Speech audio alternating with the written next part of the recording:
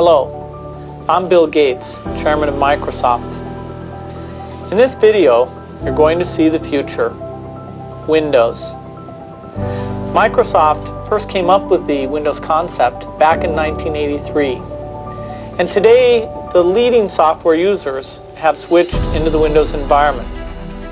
It's really incredible how quickly our powerful applications like Word and Excel and PowerPoint have been adopted. It's not just Microsoft applications. Even companies like WordPerfect and Lotus have now come out with Windows applications. And every week we see new innovative work.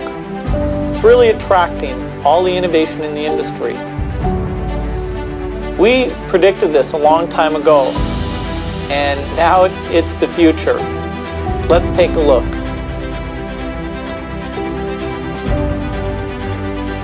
I'm in meetings a lot. My calendar gets very full with those, and then at night, after the kids have gone to bed, I'm on email a great deal. I get messages during the day. That's my chance to give long responses. And then over the weekend, I send a lot of mail as well. I take 2 weeks a year to just go off and read and think, where I'm not interrupted by work or anything else. I'm just solidly trying to think about the future, and people get to send me things to read as part of that so-called Think Week. So it's a nice mix of things. About 25% of the time that I'm out traveling around, meeting with customers, Europe, Asia, and that sort of helps me think, okay, do we have the right priorities? What are people responding well to, and what would they like to see us do better?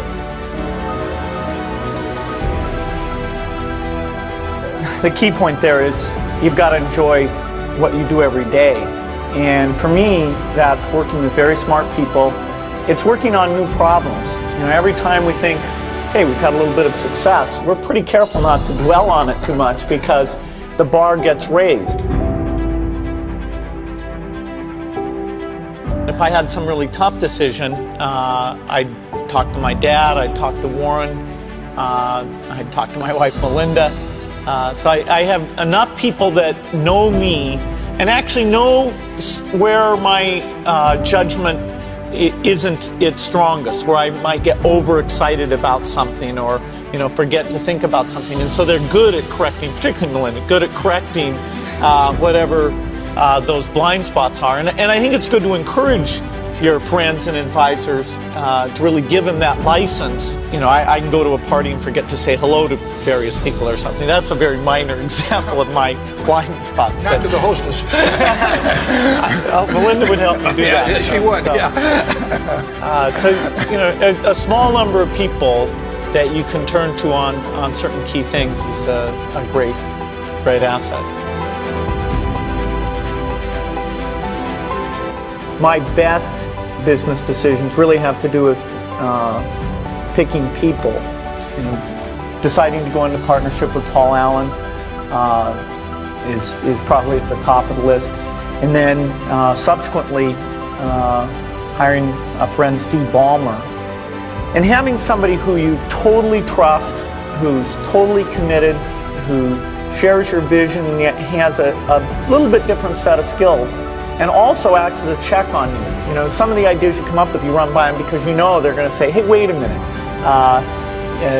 Have you thought about this and that? And just, the benefit of sparking off of somebody who's got that kind of brilliance, it's not only made it fun, but it's really led to a lot of success. So picking a partner is crucial. I had one habit that I developed when I was at college. It was actually a very bad habit, which was I like to show people that I didn't do any work and that I didn't go to classes and I didn't care. And then at the very last minute, like 2 days before the test, I'd get serious about it. And people thought that was funny. That was my positioning, the guy who did nothing until the last minute.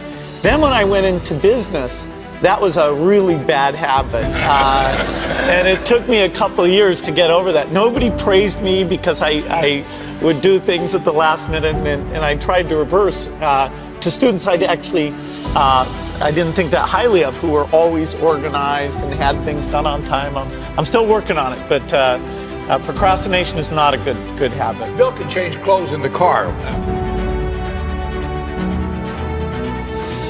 When I started Microsoft, I didn't think of it as all that risky. I mean, I was so excited about what we were doing. It's true I could have gone bankrupt, but you know, I had a set of skills that were highly employable. And in fact, my parents were still willing to let me go back to Harvard and finish my education if I wanted to. You've always got a job with me, Bill. And the thing that was scary to me wasn't quitting and starting the company. It was when I started hiring my friends and they expected to be paid. And then we had customers who went bankrupt, customers that I counted on to come through. And so then I got this incredibly conservative approach that I wanted to have enough money in the bank to pay a year's worth of payroll, even if we didn't get any payments coming in. And you know, I'm almost true to that the whole time. We have about 10 billion now, which is pretty much enough for the next year. Anyway, you know, if you're going to start a company, it takes so much energy that you know it better overcome your feeling of risk. I don't think that you necessarily, if you're going to start a company, should do it at the start of your career. I think there's a lot to be said for working for a company, learning how they do things. You know, if you're young, it's hard to go lease premises. They made that hard for me. You couldn't rent a car when you were under 25 at the time, so I was always taking taxis to go see customers. The people would, you know, people say, well, we're going to go have a discussion in the bar. Well, I couldn't go to the bar.